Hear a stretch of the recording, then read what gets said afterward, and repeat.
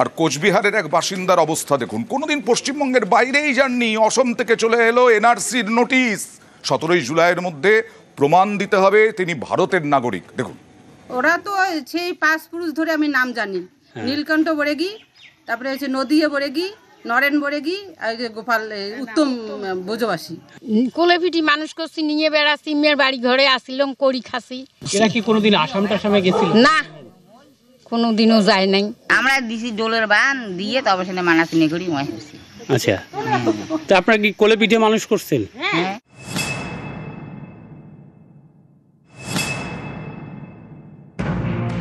কখনো অসমে যাননি, অসম তো দূরের কথা, পশ্চিমবঙ্গের বাইরেও পা রাখেননি, সেই ব্যক্তির বিরুদ্ধেই অবৈধভাবে বাংলাদেশ থেকে ভারতে অসমে ঢোকার অভিযোগ।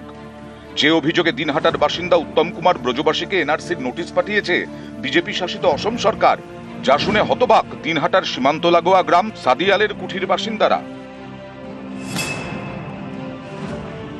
বিয়ে হয়েছে যে বছর, সেই বছর ওর জন্ম হয়েছে। আচ্ছা, তারপরে তাহলে তো মানুষই হয়। এইখানে ওদের তো কোনোখানে বাড়ি ঘর নাই, এইখানে ওদের সব ঠাকুর বাবা আমবল থেকে আমি চিনি। আমরা দিছি ডোলের বান দিয়ে তবে সেটা মানাসিনি করি মই হয়েছি। আচ্ছা, তো আপনারা কি কোলে পিঠে মানুষ করছেন? হ্যাঁ। এর বাবা দাদুরা কোনোদিন কি আসামে গেছিল আর কি? না। এই গ্রামে উত্তম কুমার ব্রজবাসী আত্মীয়রাও থাকেন, তারাও তো আকাশ থেকে পড়ছেন। ওরা তো সেই 5 পুরুষ ধরে আমি নাম জানি, নীলকণ্ঠ বরেগী, তারপরে হচ্ছে নদিয়া বরেগী, নরেন বরেগী, আর গোপাল উত্তম বোঝবাসী। ওরা তো আমরা তো 4 পুরুষ থেকে নাম অবশ্য জানি। ওরা তো আরো এই জন্মগত তো এই জায়গায়, ওরা তো স্থানীয় এই জায়গায়। তো ওরা কি করে হলো আসামের লোক? কোলেপিটি মানুষ করছি, নিয়ে বেড়াচ্ছি, মেয়ের বাড়ি ঘরে আসিলাম, করি খাসি। এইখানে থাকতো আমার মামা হয়, মেয়ের বাড়ি ঘরে আমরা মানুষ হচ্ছি। এরা কি কোনোদিন আসাম টাসামে গেছিল? না, কোনোদিনও যায় নাই। অসম থেকে পাঠানো এনআরসি নোটিশে বলা হয়েছে 15 জুলাইয়ের মধ্যে উপযুক্ত নাগরিকত্বের নথি জমা দিতে হবে উত্তম কুমার ব্রজবাসীকে, না হলেই তাকে অনুপ্রবেশকারী হিসেবে চিহ্নিত করা হবে। এর জেরে দিন আনা দিন খাওয়া মানুষটি পড়ে গেছেন বিপাকে।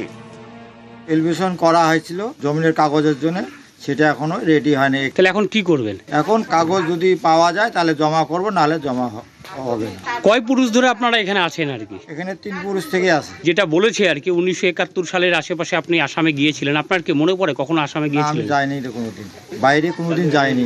অসমে যান নাই? না, এখানে হয়তো ফল কেস আমার নামে হয়তো আসছে। পুরো আতঙ্ক হয়ে আছে এখন, কি চিন্তা ভাবনা, খাওয়া দাওয়া হচ্ছে না। তার কাছে হয়েছে 1966 থেকে 2008 সালের ভোটার লিস্টের সার্টিফাইড কপি।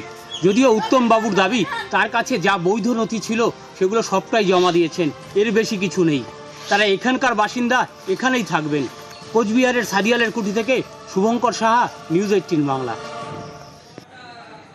দিল্লিতে বাংলার বাসিন্দাদের নিয়ে ছেলে খেলা চলছে। আবারও বাংলায় কথা বলা অপরাধ, এবং বাংলায় কথা বলার অপরাধে 2 পরিবারকে একেবারে শিশু মহিলা সহ বাংলাদেশে পাঠিয়ে দেওয়া হলো। বীরভূমের দুবরাজপুরের বাসিন্দা এরা, এদেরকে একেবারে বাংলাদেশে পাঠিয়ে দেওয়া হয়েছে, সীমান্ত পার করে দেওয়া হয়েছে। দিল্লি পুলিশের বিরুদ্ধে সরব পরিবার, নাগরিকত্বের নথি আছে তাও মানেনি পুলিশ। বাংলার শ্রমিক পরিবারকে বাংলাদেশে পাঠানো হয়েছে। ওই আমার ছেলেকে ধরে নিয়ে গেছে বাংলাদেশি বলি, আর আমাদের তো এখানেই তো খুব সব আমাদের বাপ দাদা সব এখানকারই, আমাদের পয়দাইশিও এখানকার। ছেলেকে আমার বাংলাদেশি বলি আমরা তো করি খেয়েছিলাম দিল্লিতে, কাপাড়ি টাপাড়ি কুড়াই দিন আমার ছেলেকে বাংলাদেশি বলিয়ে বাংলাদেশ পাঠিয়ে দিয়েছে। তো আমাদেরকে সেই বিচারটা চাই, আমাদেরকে কেন বাংলাদেশি বলি পাঠাবে? আমরা তো বাংলাদেশি লয়।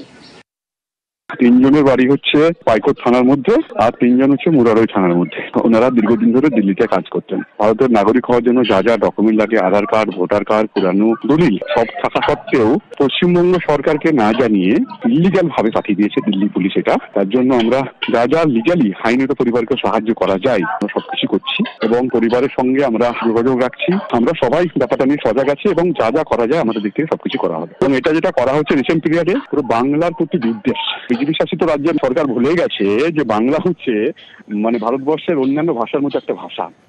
আমরা দেখিয়েছিলাম ওড়িশাতেও আটকে রাখা হয়েছিল, বাংলায় কথা বলায় বাংলাদেশি তকমা দিয়ে 3 পরিযায়ী শ্রমিক ফিরলেন মুর্শিদাবাদে।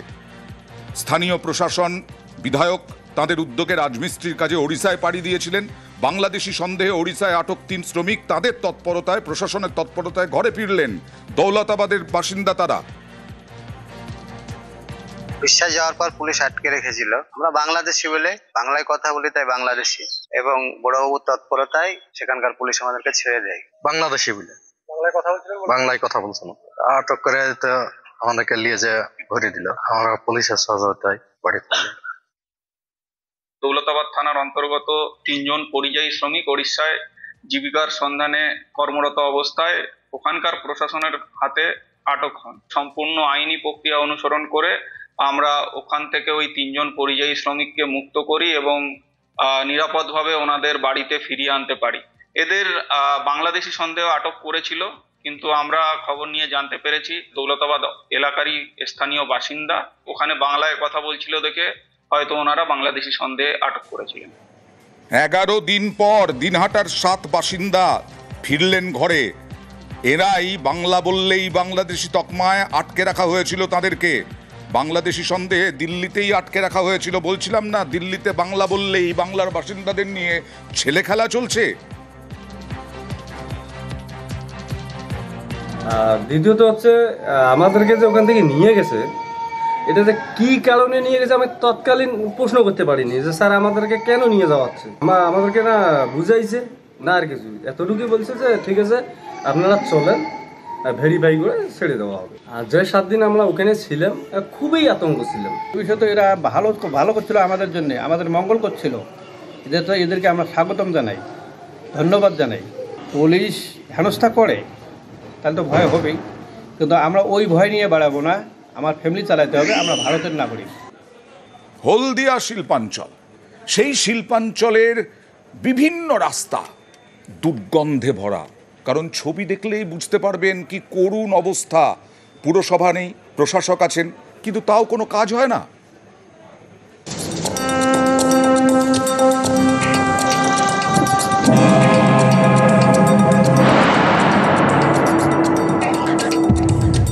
পুরসভার ভ্যাট উপচে রাস্তায় জঞ্জাল, সেখানে মুখ দিচ্ছে কুকুর বিড়াল, আবর্জনা ছড়াচ্ছে এখানে ওখানে।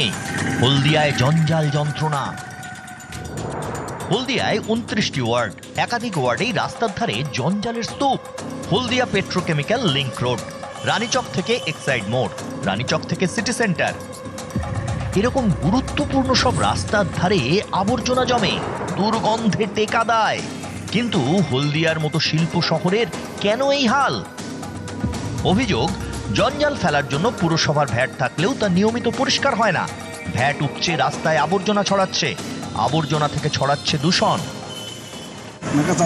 বন্ধ হচ্ছে ক্যামেরা পড়ে থাকার জন্য। 10টা বেজে গেছে, এখন অব্দি আসেনি, 12টা 1টাতে আসে। তত সময় সমস্ত নোংরা চারদিকে ছড়াছড়ি হচ্ছে। এটা কি অসুবিধা আপনাদের? বন্ধ আছে, কুকুর ছড়াচ্ছে, মানুষ এদিকে ফেলে দিয়ে চলে যাচ্ছে চারদিকে।